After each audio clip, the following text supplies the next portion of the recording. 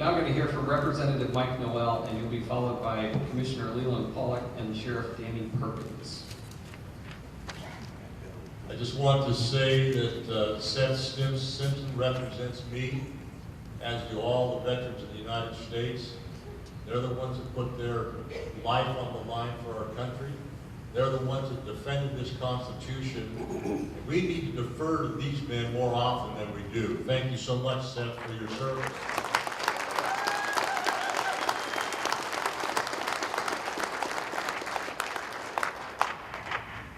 My lovely wife of 52 years, 2 years in high school and 50 years, passed away 10 days ago. But my heart is full today. But I will tell you from the bottom of my heart, what's going on in Utah has to be stopped. What's going on in the West has to be stopped. And you are the men we have elected to stop that. Without your help, without your support, without your recognition to see what's happening here, there will be bloodshed. People will not be pushed up against the wall. They will not have their lands taken from them, their rights taken from them, their access, the rights of citizens of this state and this United States of America. I see it coming.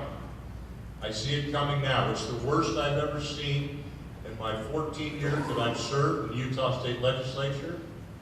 And in the 40 years I've lived in this area, I represent the largest district in the state of Utah in terms of the House of Representatives. At any given time, I've represented over 10 counties in this area. Every one of those counties are impacted by an entity that does not represent me, does not represent any of those citizens. They are here under false colors.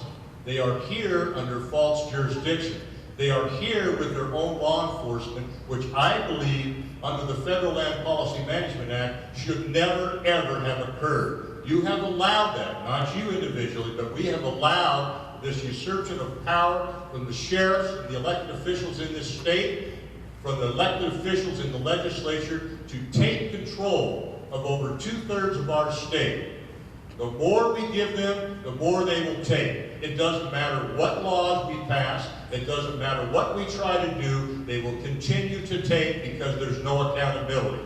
Seth told it, take away the funds. Take away the funds of law enforcement. Take away the funds of the people. You have the power of the purse to do that. Pass laws of enforcement that say BLM officers have no right to stop American citizens and the citizens of Utah on public land within a county. That is the right of the sheriff to stop those people and take care of that. It says it right in the Federal Land Policy Management Act. To the greatest extent possible, they will defer to the laws, customs, cultures, and policies of the state of Utah. They will defer to the local elected sheriff and the customs there. This has not happened. For 22 years, I worked for the Bureau of Land Management. We had no law enforcement. We had 2 individuals that deferred to the local sheriffs. This has to go back. If you don't take that away, it's going to get worse, gentlemen. It's going to get worse. Those are the things that we need to do. This jurisdiction was never given. It was never given here. Look at Flippin. That was a law that was passed in the First Sagebrush Rebellion in October of 1976. It says in that law, you will use local law enforcement. They don't believe that. This issue that happened in Bundy, on the Bundy Ranch, and the one now in San Juan County, a county I represent, to Commissioner Phil Lyman, is an absolute tragedy. He drove on an existing road with an existing right-of-way, a road that was designated as a revised statute 2477 road. Granted, in the BLM's own documents, it says that.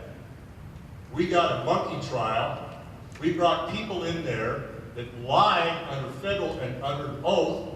We got a U.S. attorney that actually went in and prosecuted this man with no rights whatsoever.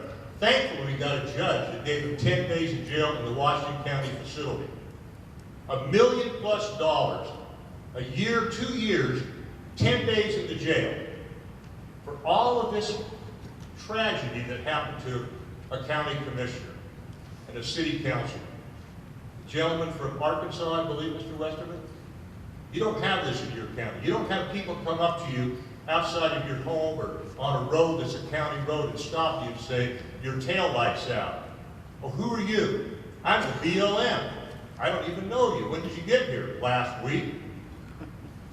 We need to get rid of law enforcement. That's the first step. That will save us, gentlemen. That really will.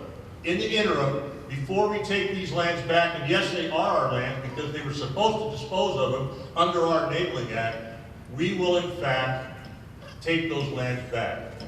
Cut their budget. Thank you.